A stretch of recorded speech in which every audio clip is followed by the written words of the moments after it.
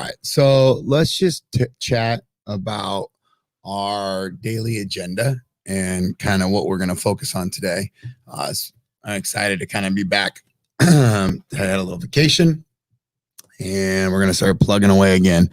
Got some good stuff to talk about. We got some really good conversations coming up and we got some really, really good agenda here. I feel like as a group at CrossFit Costa Mesa, at MaxFit USA, and everything we've been trying to do, I think we're ready to fire off some really cool stuff coming up. So, but we were still in our 1 year learning process, and we're outside of that now.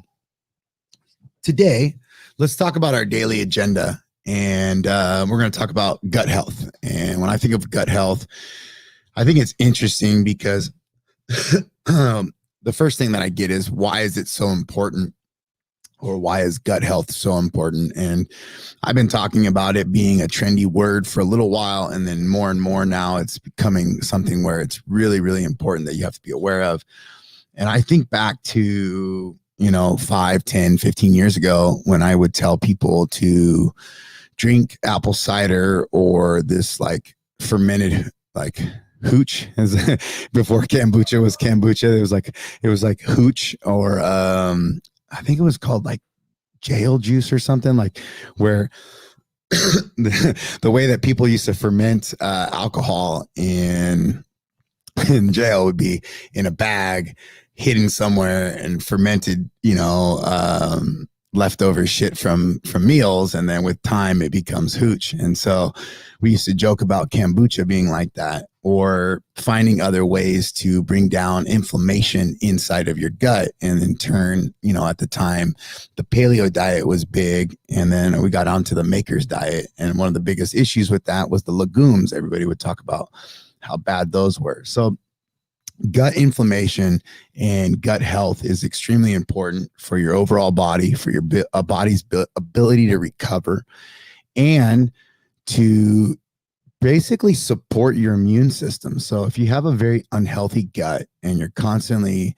having issues with it, and it's not really digesting properly, and it's not feeling well, and it's constantly inflamed, you're actually putting yourself at a greater ability, or greater risk of getting sick. So your immune system can be addressed immediately through your inflammation in your gut. It also improves heart health. So if you can keep your inflammation down in your gut, and it will basically help you improve your heart health, and also to improve brain function, improve brain health. And a lot of people, again, are like, oh, well, why my stomach? And you look into like the nerves, and you look into a lot of other things.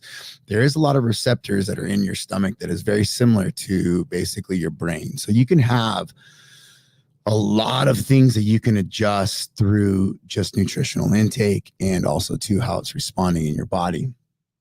I love it when somebody tells me like, oh, really? I can cure autoimmune diseases. I can get rid of or prevent some cancers through inflammation in my gut. And then immediately people are like, really? There's no way. And then I have to like kind of almost give them the example of, imagine that you take your car and you put gasoline in it, and you want to put water in it. And what's going to happen? Your car will still run with gasoline that has a little bit of water in it, but it starts to sputter. It starts burning worse. It starts having issues. And that's the same way that your body functions when you have an inflamed gut. So be aware of that. So how can I improve it? I can make sure that, I keep foods that are going to keep inflammation down, such as yogurt, miso, kefir, a good sourdough, sauerkraut, will help with that. Just not ones that are vinegared or pickled. Kimchi is pickled, so that has a lot of good like probiotics, and also all of these actually have phenomenal probiotics, and then also create a very, very low inflammatory response, and if anything will help clean it out. Almonds really help with it as well. Olive oil is like a booster. If you take olive oil and you start making sure that it's in your diet through salad dressing and things like that, it will actually improve on the other things that you're taking in to decrease inflammation in your gut. So imagine that you eat some yogurt or you eat some kefir or some sauerkraut, kimchi, and you're taking in this extra stuff, but you want to give it a little womp womp. Well, that's where you get olive oil into play. Kombucha, again, is probably one of my favorite ways of kind of cleaning out the gut.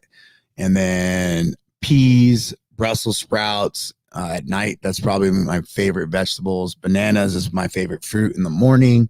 And then garlic and ginger. And I think about this stuff. And if you address having all of this in your diet, it's very easy to have a few days of messing up your gut and then bringing it back around. So if your health and wellness is on a continuum, and as you're going through this process, you have a few days of eating like shit or creating inflammation, you got to get back to the other side of the continuum. So you can't continuously drive this inflammation up and never do anything to bring it back down. And that's where really having this conversation is crucial, because if you were to intermittent fast, or you were to clean up your diet, or you were to make sure that after eating like crap, you eat well for a few days, you can really almost create these radical changes to jump back to a proper health. So focus on that. And today is, hey, what are you doing to create lower inflammatory response in your gut? And what are you doing to have a healthier gut? All right. I challenge you to take in apple cider vinegar, raw apple cider vinegar. I also challenge you to take warm water first thing in the morning with a little bit of lemon. And I also ask for you to get a juicer or some form of greens, so that way I can get some greens into my diet, and a citrus. Those 3 liquids, or 4 liquids, if you will, are phenomenal for gut health and to increase metabolic rate. All right. Got a lot of good stuff there. I'll see you guys later.